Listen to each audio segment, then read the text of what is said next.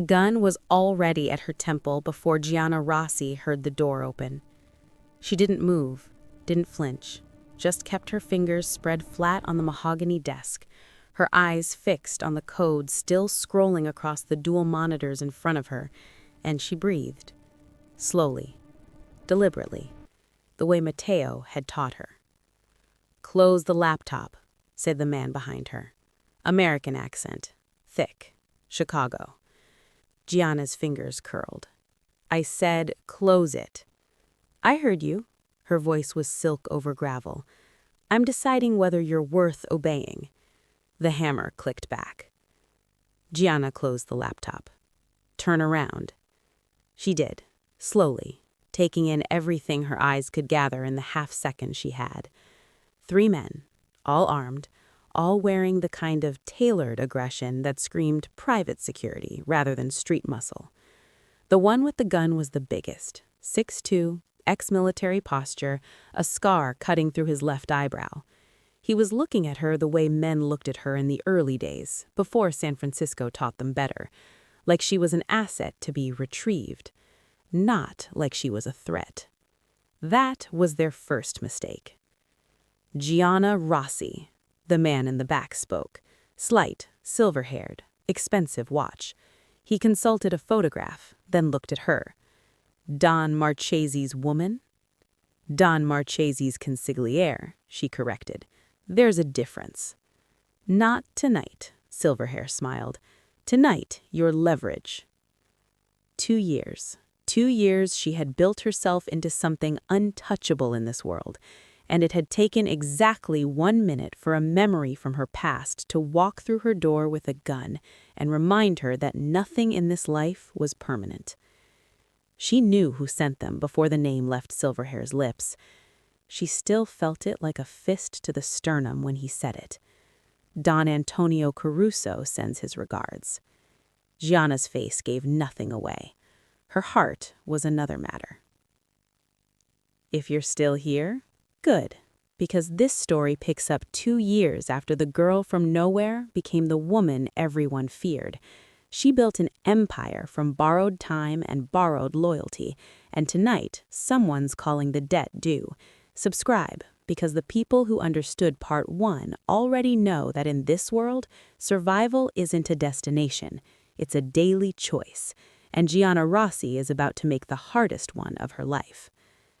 2 years, 3 months, and 11 days since Giana Rossi had stepped off a red-eye at SFO with $4,000, a burned SIM card, and a plan she was making up in real time. 2 years of building. She had a title now, not a girlfriend's title, not Luca's pretty practice girl clinging to someone else's power. Consigliere. Matteo's consigliere, the youngest in Marchesi family history, the first woman, the one whose name, when spoken in certain rooms on the East Coast, made men go very quiet, very fast. She earned every syllable. The Marchesi empire in the time of Giana and Matteo had become something the old Dons wouldn't have recognized, and the new ones didn't know how to fight. On the surface, Marchesi Holdings, San Francisco's third-largest private technology investment firm, clean offices in the financial district, a legitimate board of directors, press coverage that used words like visionary and disruptive. Underneath, a criminal infrastructure so elegantly architected that the FBI's Organized Crime Division had spent 18 months trying to find the seam between the legal and illegal operations. They hadn't found it, because Giana had made sure there was no seam. She had rebuilt Marchesi's financial systems from the ground up, code so elegant it made forensic accountants weep with frustration. Shell corporations nested inside legitimate startups, money cycling through blockchain transactions that left traces only she could read. Matteo called it art. The East Coast families called it an act of war. Matteo Marchesi at 34 was precisely what time and violence had made him. Sharper, colder, and somehow more beautiful in the way that only dangerous things become beautiful when you've lived alongside them long enough to stop flinching. He ran Sunday dinners the way his father had, the long table in the Victorian mansion filled with capos and their families, Italian food served by staff who knew to be invisible, business conducted in the spaces between courses. He ran his territory the way his father hadn't, with surgical precision and technological sophistication that made brute force almost unnecessary. Almost. At Giana's left hand at Sunday dinner sat Vincent, his dark eyes always moving, always cataloging. At Matteo's right hand sat Giana, not behind him, not below him, beside him. The families who sent representatives to those Sunday dinners spent 6 months trying to figure out whether she was a weakness or a weapon. By the end of the first year, they understood. She was both, and Matteo made peace with that. Leverage, Giana repeated, her voice thoughtful, like she was turning the word over to examine its structural weaknesses. That's an interesting strategy. Silverhair moved into the light. She placed him now. Older than she had initially assessed, late 50s, the look of a man who'd spent decades giving orders in quiet rooms. Not a soldier, a businessman. My employer has a proposition for Don Marchesi, one that requires a certain motivating factor. And you chose me. Don Caruso chose you. Silverhair smiled. He thought it would be poetic. The Caruso name landed in the room like a stone dropped in still water. Giana watched the ripples.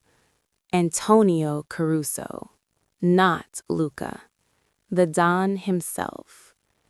This wasn't about a boy's wounded pride anymore. This had graduated into something exponentially more dangerous. What does Don Caruso want? Giana asked.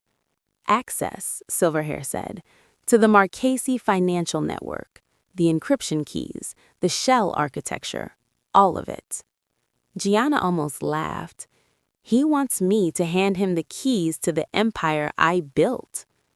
In exchange for you, Silverhair's voice dropped, walking out of this room. Giana looked at the gun still pointed at her head. Then she looked at the man holding it, really looked, and saw the thing she'd been trained to find, the micro-expression of uncertainty, the fractional hesitation in his grip. He didn't want to pull the trigger. Orders, she assessed, retrieve, not eliminate. That was their second mistake, telling her through their hesitation exactly how much they needed her alive. How did you get into this building? Giana asked. Silverhair smiled. We have resources. You had someone on the inside. Giana's mind moved like code executing, rapid, precise, searching for the variable. This building runs on Marchesi security infrastructure. The only way you bypassed it is if someone gave you access. Silverhair's smile didn't waver, but the man with the scar, the muscle, glanced sideways, involuntary, revealing. Someone in Matteo's house had let these men in. The realization hit Giana in 2 places simultaneously, her chest, cold with the specific dread of betrayal, and her mind, sharp with the understanding of what that meant. This was worse than a kidnapping.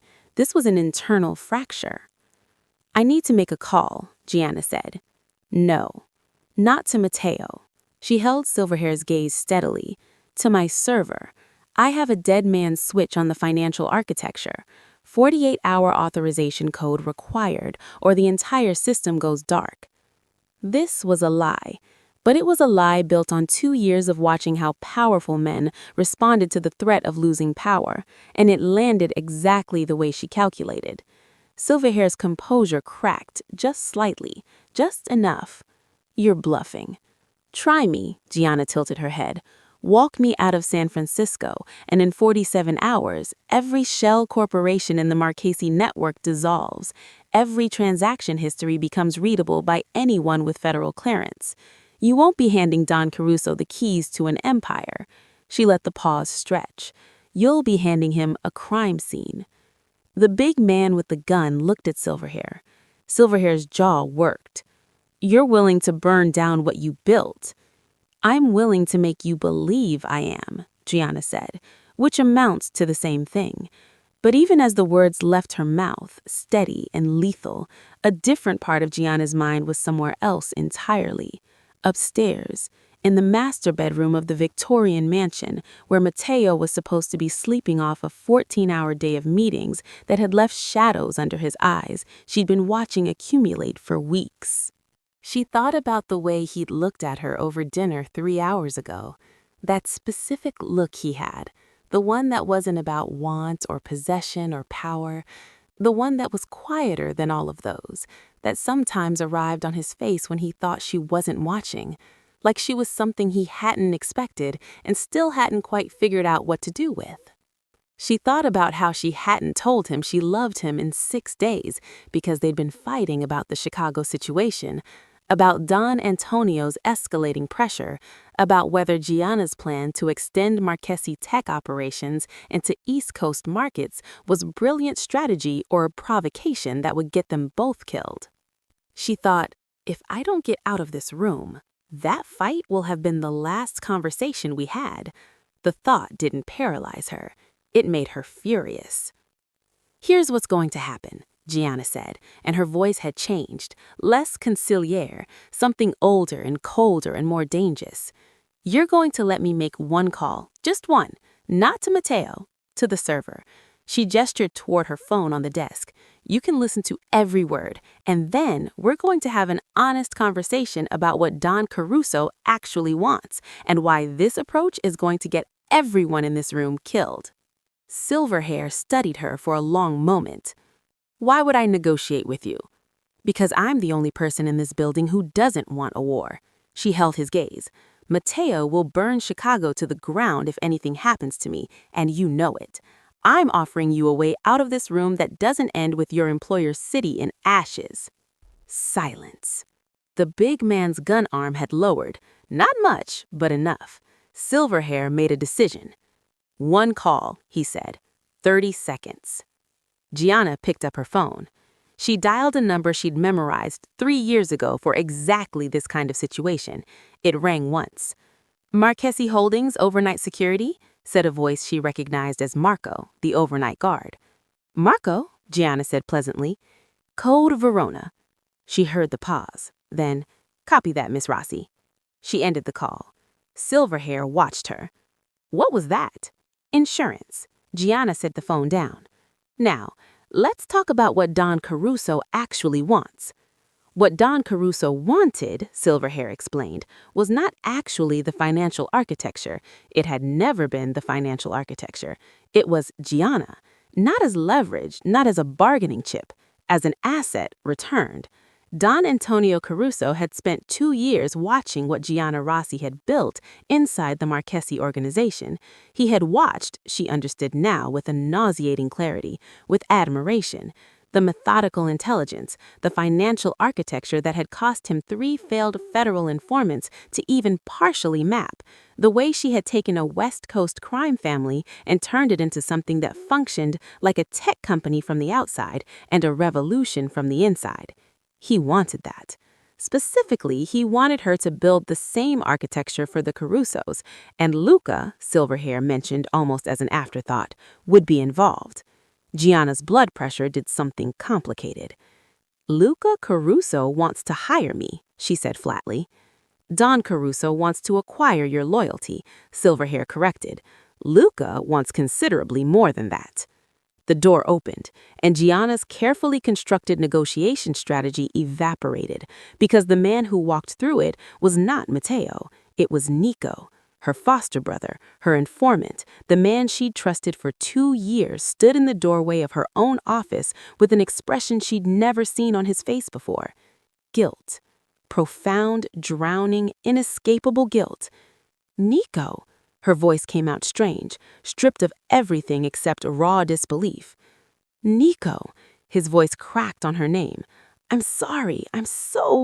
You let them in. It wasn't a question. The code Verona signal she'd sent Marco wasn't just an alert. It was also a trace, a command that would log every security bypass in the last 4 hours and send the results to Matteo's phone.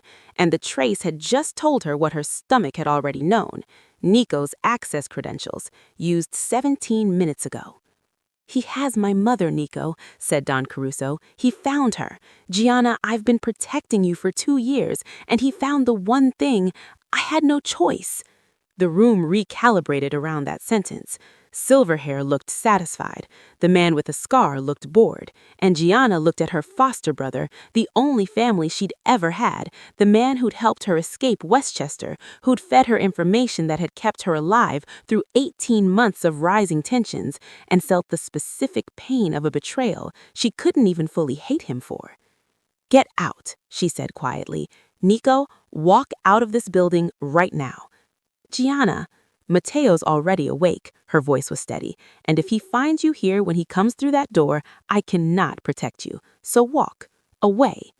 Nico looked at her for one long second, then he walked. Matteo came through the door 40 seconds later.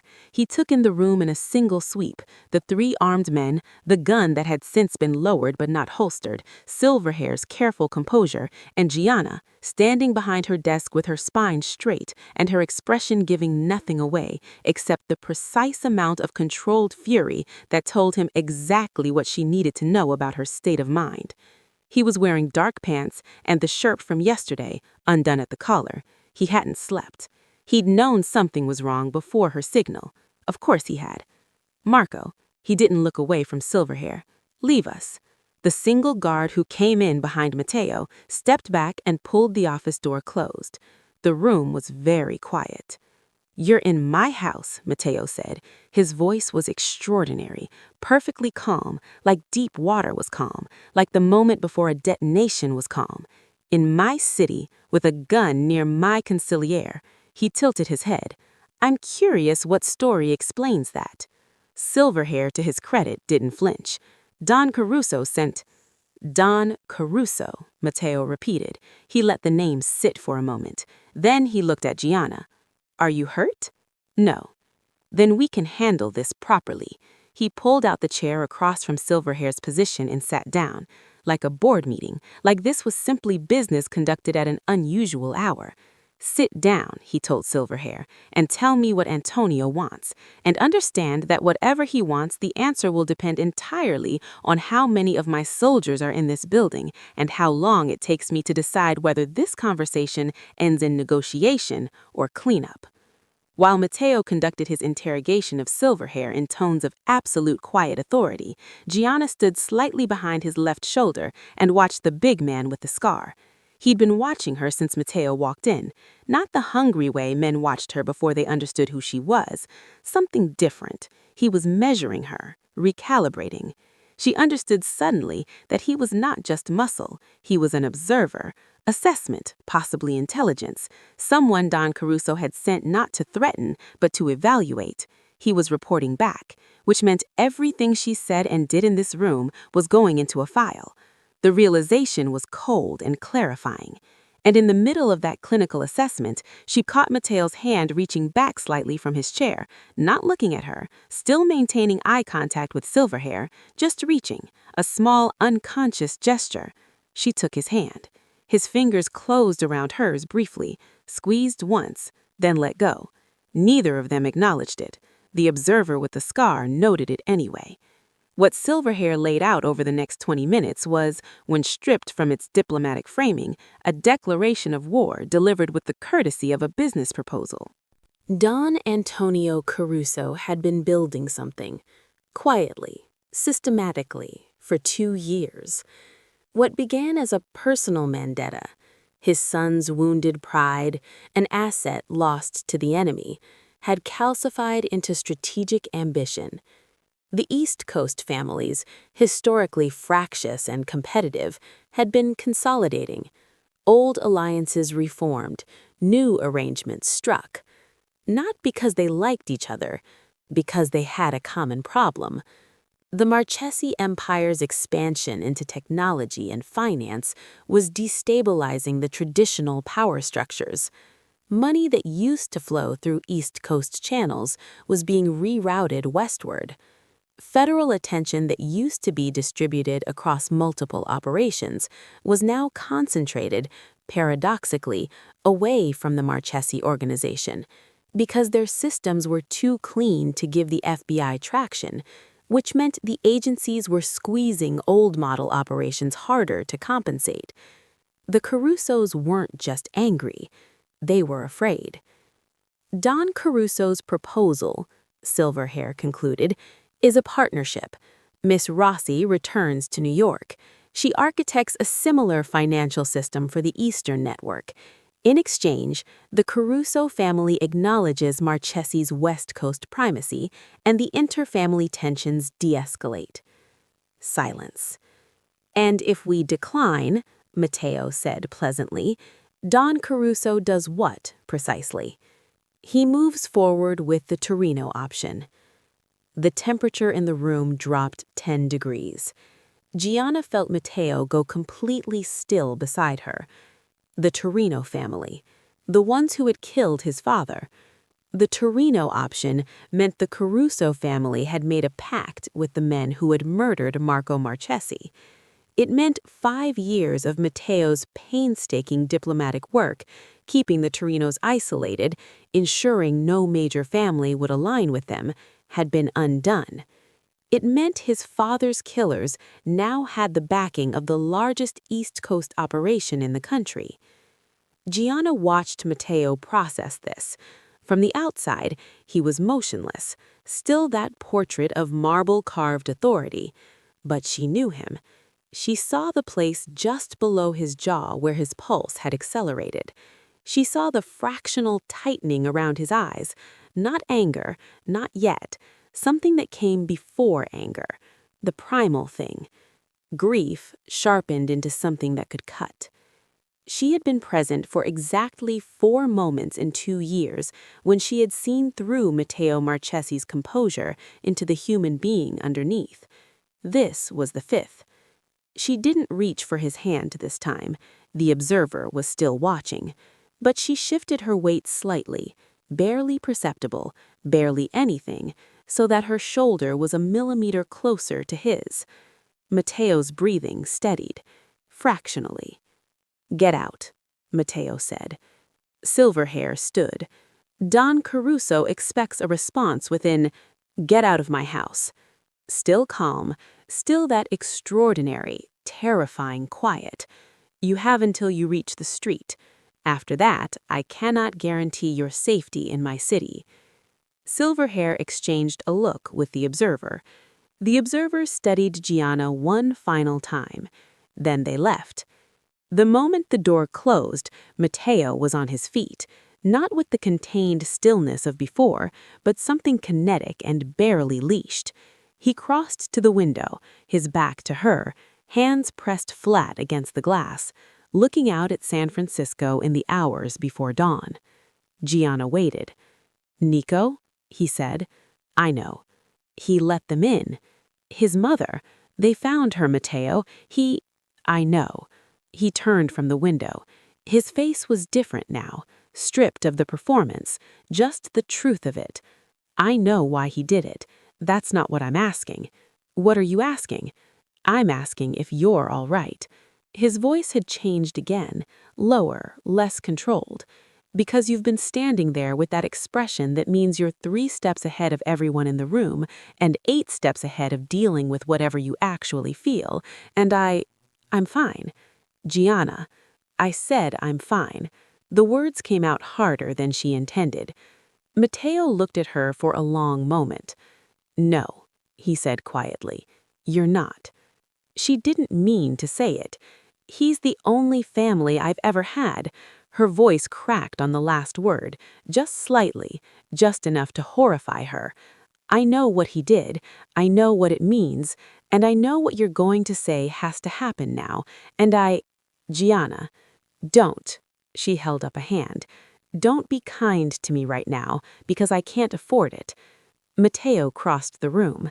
He didn't touch her, just stopped close enough that she could feel the warmth of him, could smell the faint trace of expensive soap, and something underneath that was simply him, familiar in the way that only 2 years of proximity created. "You don't have to be made of iron in this room. This is the only room in the world where you don't." Giana looked up at him.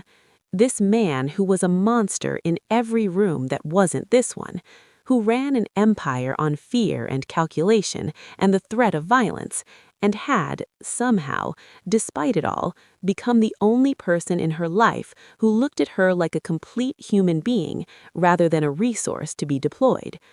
"The Torino alignment changes everything," she said, because it was easier to talk about strategy than the alternative. "Yes, they're going to move against us. Yes, and Nico's breach means we don't know how deep the internal compromise runs. Yes." Matteo's voice was very quiet. "All of that is true, and none of it is what I asked you." She closed her eyes briefly. "I'm scared, not of dying, of losing—" She stopped.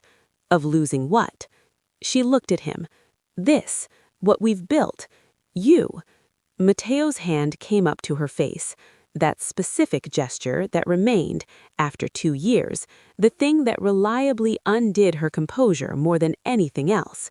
His thumb traced her cheekbone with a gentleness entirely at odds with everything else he was. "Listen to me," he said. "I spent 3 years after my father died making myself into something nothing could touch. Efficient, impenetrable." His eyes didn't move from hers. "And then you walked in my study and handed me an encryption algorithm that solved a problem I'd been working on for 6 months, and looked at me like you were a problem to be solved." A ghost of something crossed his face.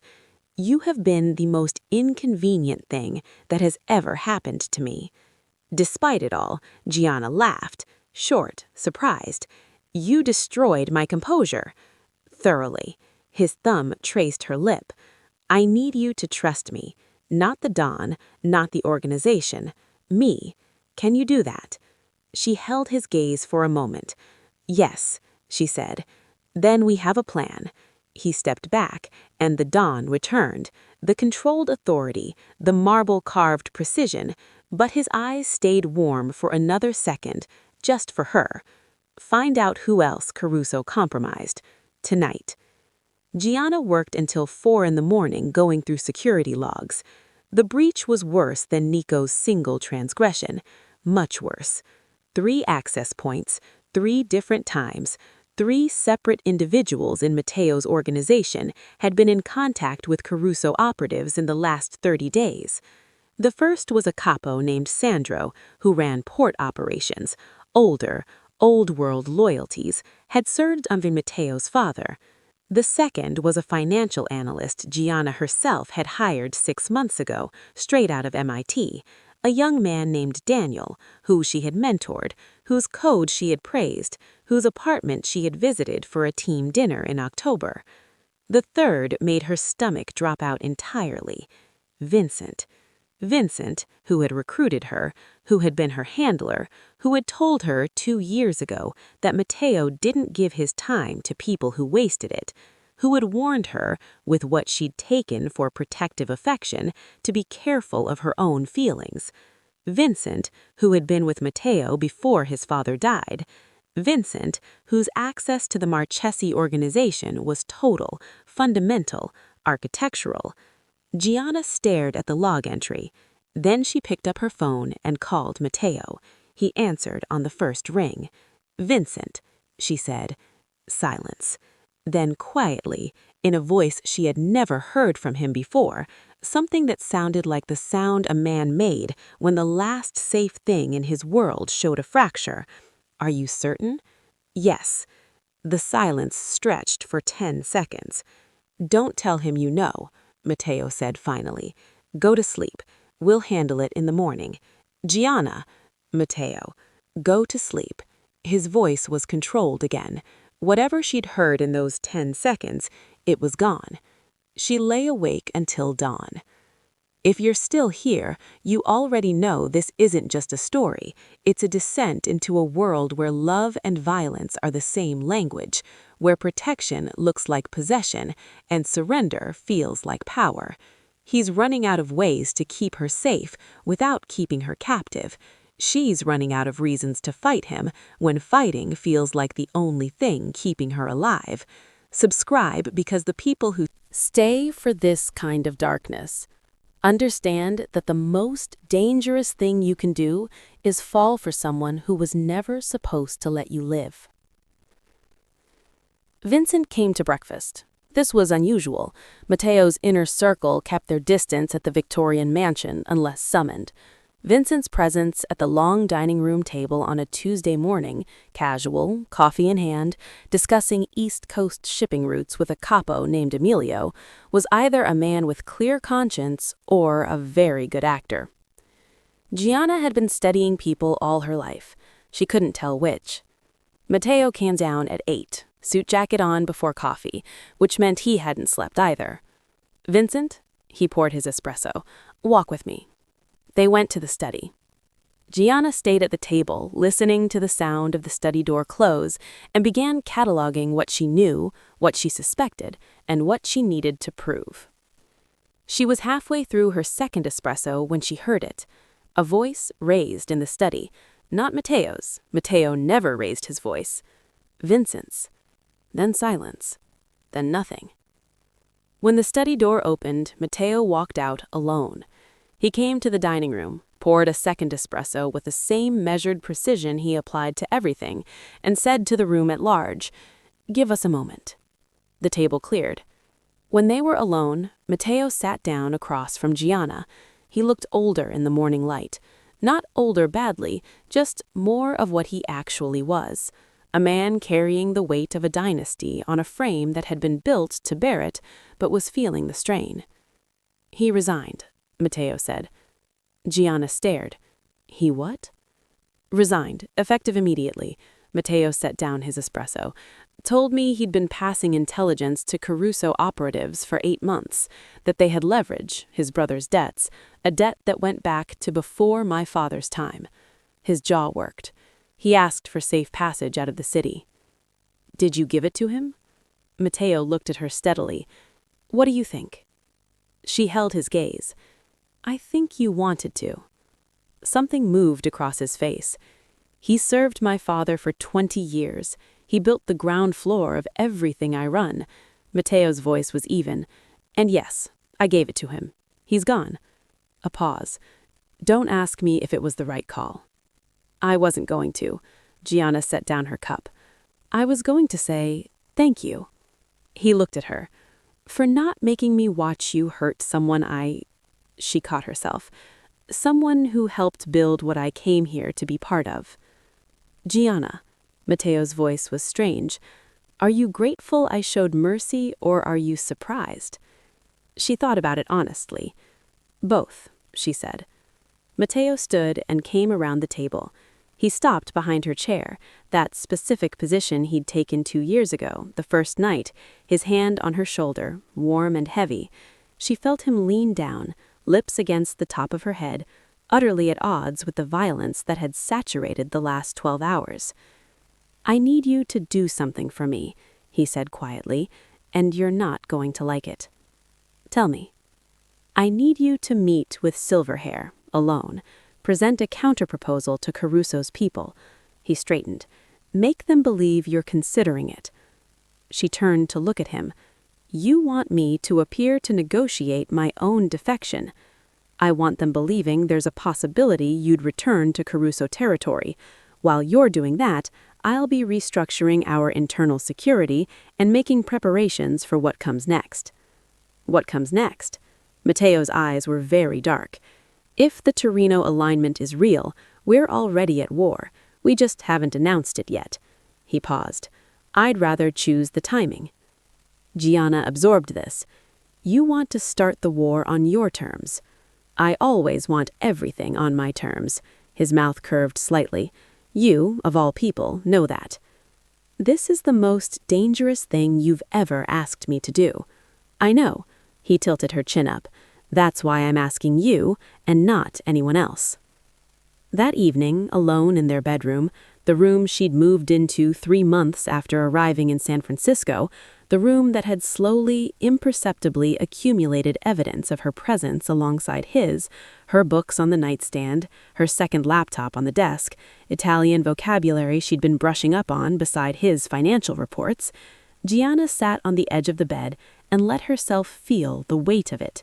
This life, She had come here for revenge and found something she hadn't planned for. Not love. She'd known it was love around the 6-month mark and made her peace with it then. Something more complex than love.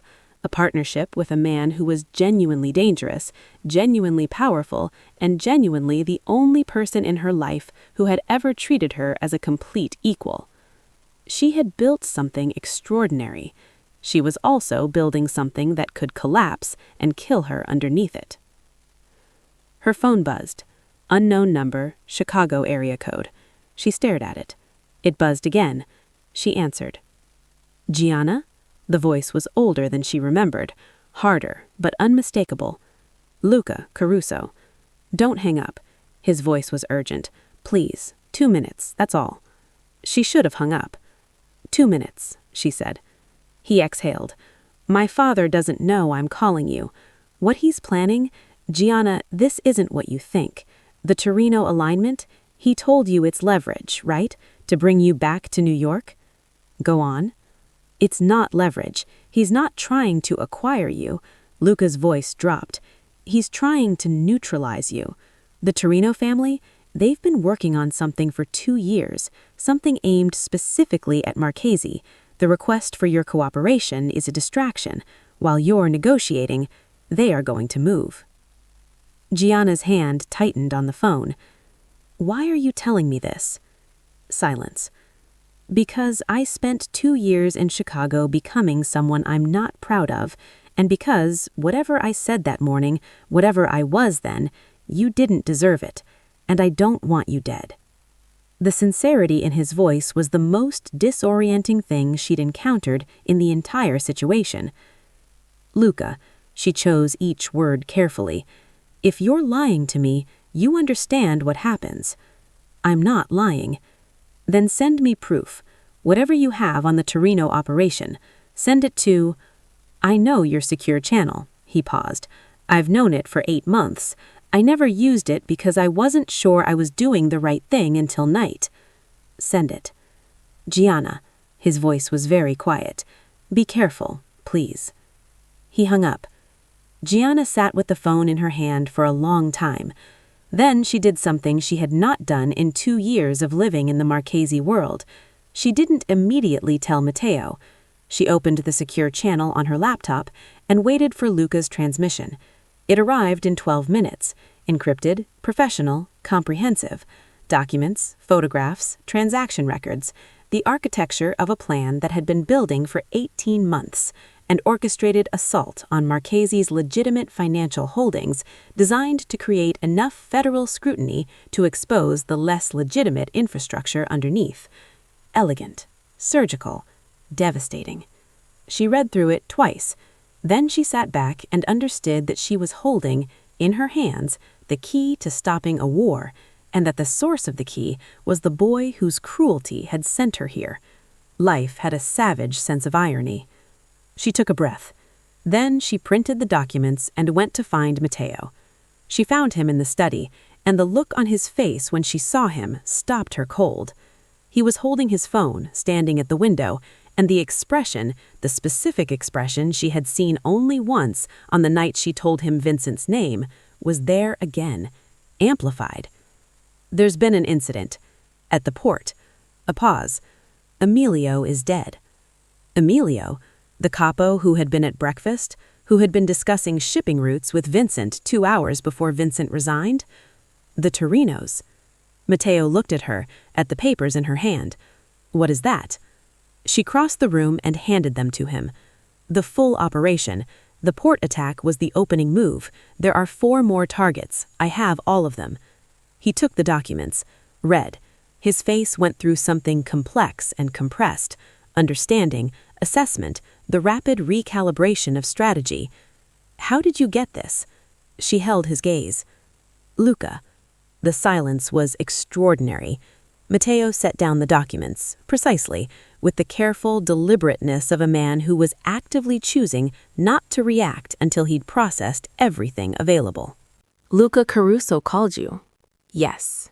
And you answered. Yes. She held his gaze without apology. I answered, and he gave me the information that is in your hands right now, which tells you the next 4 attacks, which means you can prepare instead of react, which means the difference between a war we survive and one we don't. And the costs of this information? Nothing he asked for. And the cost of him having your number, your channel, your voice in his ear after 2 years. This was the real question. She recognized it. He's not in my ear, Matteo. He gave me intelligence and hung up. Because he's in love with you. His voice was quiet, not accusing, stating fact. Because he spent 2 years in Chicago becoming someone unrecognizable, and the only thread back to who he was before that is you. He made his choices. They don't concern me. He may have saved our lives tonight. Matteo looked at her steadily. And that concerns me considerably. Say what you need to say, Giana told him. You should have come to me immediately. His voice was controlled, even, and somehow more cutting for it. We are partners. We do not hold intelligence while we decide whether to trust each other. I needed to verify the information before I brought you something that would complicate. You needed to decide whether to tell me that your ex-lover made contact. That's not verification, that's protection, and I don't need you to protect me from the truth. The words landed. She absorbed them. He wasn't wrong. You're right, she said. The admission visibly surprised him. I was afraid, she said, not of your reaction, of what it would mean, that he still has a path to me even here, even now, that I haven't built the walls as high as I thought. Matteo was quiet for a moment. Then he crossed to her, not the controlled deliberateness of the Don, something more unguarded. He took her face in both hands, the way he only did in private, and looked at her with the expression that had no name, the one that appeared when the marble cracked. You have built, he said quietly, the most formidable thing I have ever witnessed. You, not the code, not the financial architecture, you. His thumbs traced her cheekbones. And Luca Caruso calling you from Chicago does not undo a single brick of it. It only tells me he finally understands what he lost. Giana's throat tightened. The war is coming tonight, she said. Yes. We have 4 targets to protect. Yes. Then we should. In a moment. He kissed her forehead. In a moment. They worked through the night. Giana's fingers moved across keyboards, while Matteo held controlled, clipped phone conversations in the next room, voices she recognized, capos being repositioned, soldiers deployed to the 4 target sites specified in Luca's documents. The port had already been hit. Emilio's death would be avenged through survival rather than retaliation, Matteo's philosophy, inherited from his father and refined past sentimentality. The best revenge is an empire that outlasts the people who tried to burn it. At 2 a.m., Giana found the 5th target. It wasn't in Luca's documents. It was buried in the transaction architecture, a payment routed through shell corporations she had built, redirected in a way so subtle she'd almost missed it. Money moving toward a single address. This address, the Victorian mansion. She was on her feet before the thought fully formed, moving through the hall, finding Matteo. They're not coming for the ports. Those are diversions. She turned her laptop to face him. They're coming here, tonight. The next 40 minutes were controlled chaos. Matteo moved through his house with the clipped precision of a man who had wargamed this scenario. Staff evacuated, core security personnel repositioned. The Victorian mansion's understated exterior, all that old money modesty, all that historical architectural cover, became a command center.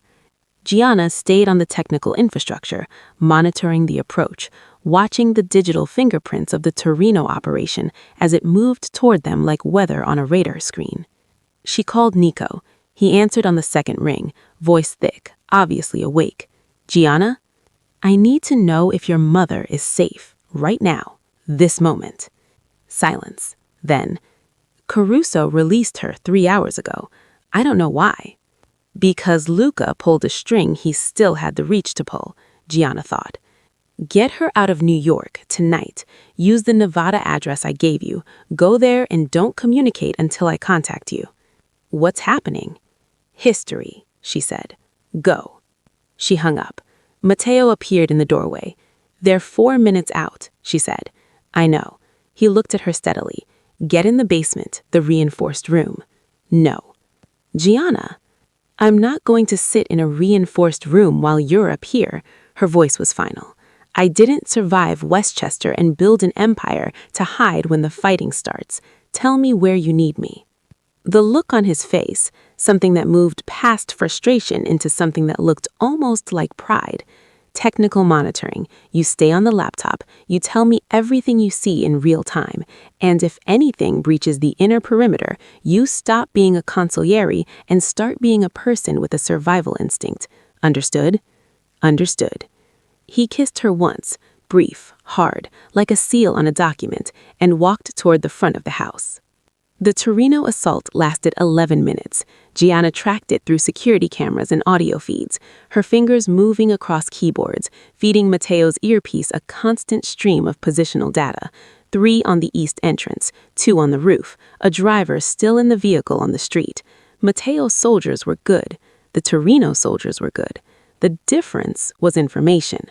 Twice, Giana redirected Matteo away from an approach before he walked into it. Twice, she heard the controlled violence of encounters she couldn't see, the sharp crack of sound that meant decisions being made permanently, and she kept her eyes on the screen and her voice steady. At minute 9, a Torino soldier breached the inner perimeter. Giana heard him in the hall.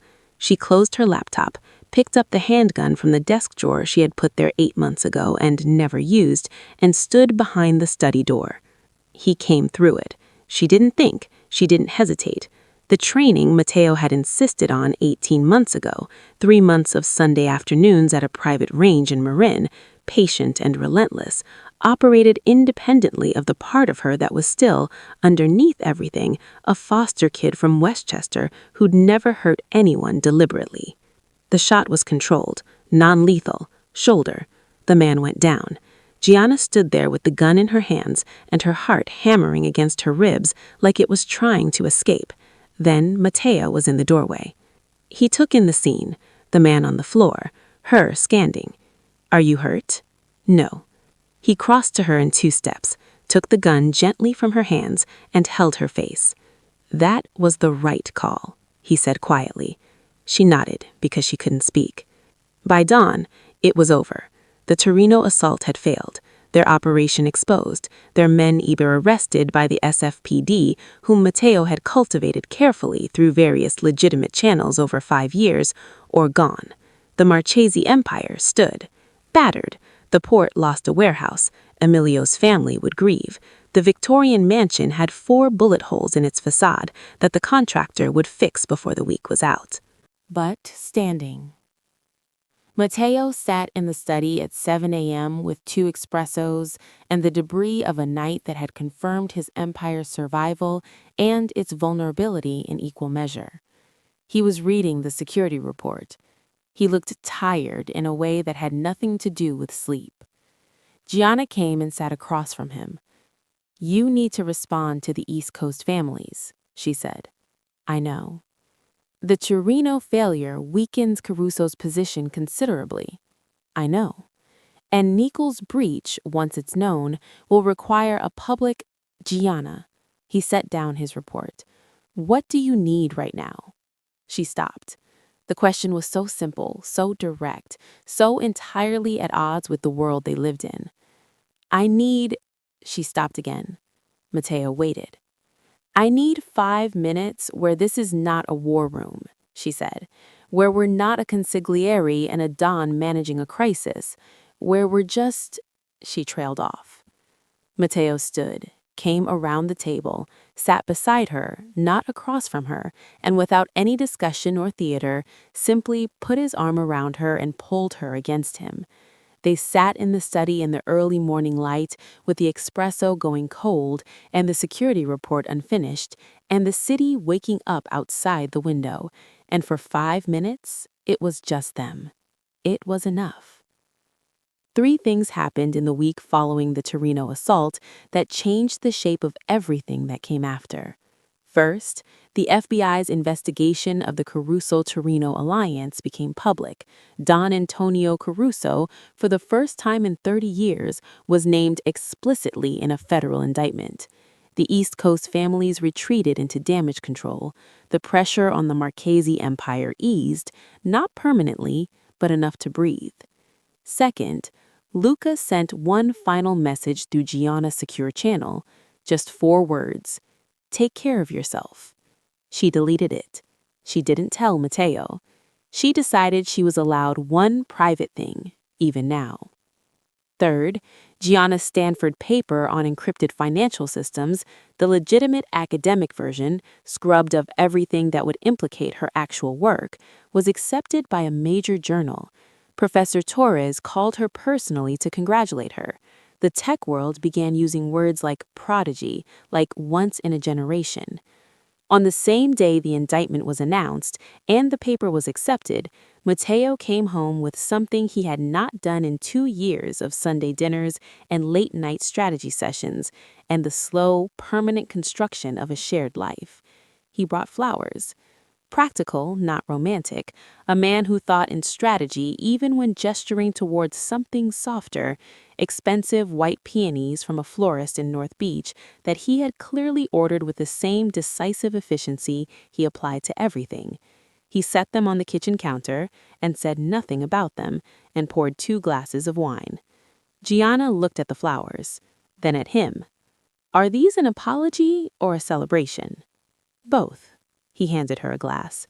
"I owe you an apology for saying you should have come to me immediately with the Luca situation, when the truth is you did the right thing, and I reacted from wounded pride. And the celebration. Your paper." His voice was warm in the specific way it became when she accomplished something that had nothing to do with him. "You built a framework that will legitimately advance the field of financial cryptography by a decade, under your real name." He touched his glass to hers. "No more invisible."